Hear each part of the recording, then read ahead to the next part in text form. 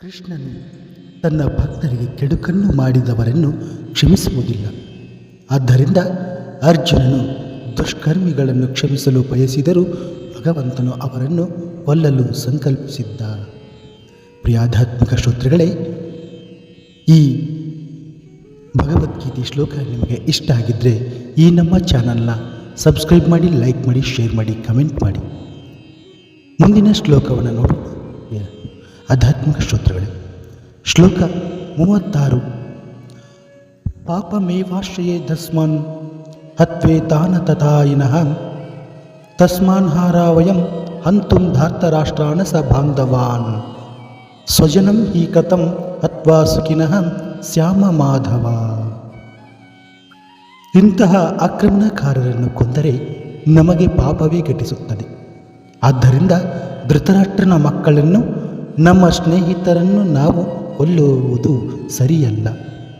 ಭಾಗ್ಯದೇವತೆಯ ಪತಿಯಾದ ಕೃಷ್ಣನೇ, ನಮ್ಮ ಬಂಧುಗಳನ್ನೇ ಕೊಂದು ನಾವು ಏನನ್ನು ಪಡೆಯುತ್ತೇವೆ? ನಾವು ಸುಖವಾಗಿರಲು ಹೇಗೆ ಸಾಧ್ಯ ಎಂದು ಕೃಷ್ಣನನ್ನು ಅರ್ಜುನನು ಪ್ರಶ್ನಾರ್ಥಕವಾಗಿ ಕೇಳುತ್ತಿದ್ದಾನೆ.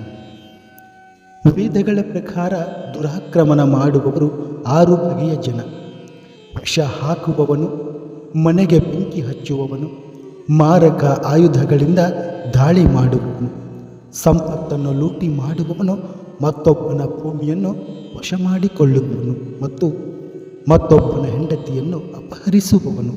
ಇಂತಹ ಆಕ್ರಮಣಕಾರರನ್ನು ಕೂಡಲೇ ಕೊಲ್ಲಬೇಕು. ಹಾಗೆ ಕೊಲ್ಲುವುದರಿಂದ ಪಾಪವೇನು ಬರುವುದಿಲ್ಲ ಅಂತ ಈ ಶ್ಲೋಕದಲ್ಲಿ ಹೇಳ್ತಾ ಇದ್ದಾರೆ. ಇಂತಹ ಆಕ್ರಮಣಕಾರರನ್ನು ಕೊಲ್ಲುವುದು ಸಾಮಾನ್ಯ ಮನುಷ್ಯನಿಗೂ ಯೋಗ್ಯ ಕಾರ್ಯ. ಆದರೆ ಅರ್ಜುನನು ಸಾಮಾನ್ಯ ಮನುಷ್ಯನಾಗಿರಲಿಲ್ಲ. ಅವನು ಸಂತ ಸದೃಶ ಸ್ವಭಾವ. ಆದ್ದರಿಂದ ಅವನು ಸಂತನಂತೆಯೇ ಅವರೊಡನೆ ನಡೆದುಕೊಳ್ಳಲು ಬಯಸಿದ. ಆದರೆ ಇಂತಹ ಸಂತನ ರೀತಿ ಕ್ಷತ್ರಿಯನಿಗಲ್ಲ. ಒಂದು ರಾಜ್ಯದ ಆಡಳಿತದಲ್ಲಿ ಹೊಣೆಗಾರಿಕೆಯುಳ್ಳ ಮನುಷ್ಯನು ಸಂತ ಸದೃಶನಾಗಿರಬೇಕಿದ್ದರೂ ಅವನು ಹೇಡಿಯಾಗಿರಬಾರದು. ಉದಾಹರಣೆಗೆ ಶ್ರೀರಾಮ, ಅವನದು ಎಂತಹ ಸ್ವಭಾವ ಎಂದರೆ ಈಗಲೂ ಜನರು ರಾಮರಾಜ್ಯದಲ್ಲಿರಬೇಕೆಂದು ಬಯಸುತ್ತಾರೆ. ಆದರೆ ರಾಮನು ಎಂದೂ ಹೇಡಿಯಂತೆ ನಡೆದುಕೊಳ್ಳಲಿಲ್ಲ.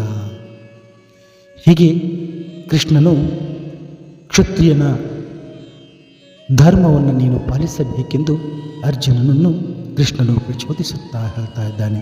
ಶ್ಲೋಕ 37-38. ಯದ್ಯಪೇತೇನ ಪಶ್ಯಂತಿ ಲೋಭೋಹತಶ್ಚೇತಸಃ ಕುಲಕ್ಷಯ ಕೃತಂ ದೋಷಂ ಮಿತ್ರದ್ರೋಹೇ ಚ ಪಾತಕಂ ಕಥಂ ನ ಜ್ಞೇಯಮಸ್ಮಾಭಿಃ ಪಾಪಾದಸ್ಮಾನಿ ವರ್ತಿತುಂ ಕುಲಕ್ಷಯ ಕೃತಂ ದೋಷಂ ಪ್ರಪಶ್ಯದ್ಭಿರ್ಜನಾರ್ದನ. ಹೇ ಜನಾರ್ದನ, ಈ ಜನರ ಹೃದಯಗಳು ಸಂಪೂರ್ಣವಾಗಿ ದುರಾಶೆಗೆ ವಶವಾಗಿವೆ. ತಮ್ಮ ಕುಟುಂಬದವರನ್ನು ಕೊಲ್ಲುವುದರಲ್ಲಾಗಲಿ ಮಿತ್ರ ದ್ರೋಹದಲ್ಲಾಗಲಿ ಇವರಿಗೆ ದೋಷವೇನೂ ಕಾಣುವುದಿಲ್ಲ. ಆದರೆ ಕುಲಕ್ಷಯವನ್ನು ಮಾಡುವುದು ಪಾಪವೆಂದು ತಿಳಿದ ನಾವು ಈ ಪಾಪ ಕಾರ್ಯಗಳನ್ನೇಕೆ ಮಾಡಬೇಕು ಎಂದು ಅರ್ಜುನನು ಕೃಷ್ಣನಲ್ಲಿ ಕೇಳ್ತಾ ಇದ್ದಾನೆ.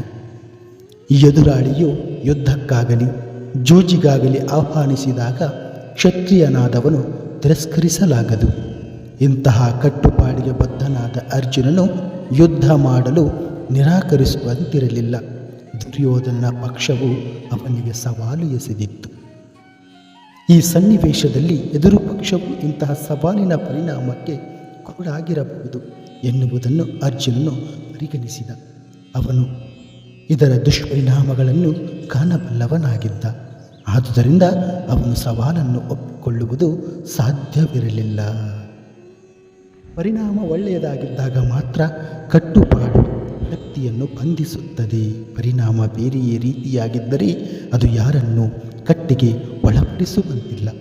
ಯುದ್ಧ ಮಾಡುವುದರ ಪರವಾಗಿ ಮತ್ತು ವಿರುದ್ಧವಾಗಿ ಈ ಎಲ್ಲ ಅಂಶಗಳನ್ನು ಪರಿಶೀಲಿಸಿ ಅರ್ಜುನನು ಯುದ್ಧ ಮಾಡುವುದಿಲ್ಲ ಎಂದು ನಿರ್ಧರಿಸಿದ. ಪ್ರಿಯ ಆಧ್ಯಾತ್ಮಿಕ ಶ್ರೋತೃಗಳೇ, ಮತ್ತೆ ನಾಳಿನ ಸಂಚಿಕೆಯಲ್ಲಿ ಭೇಟಿಯಾಗೋಣ. ನಮಸ್ಕಾರ.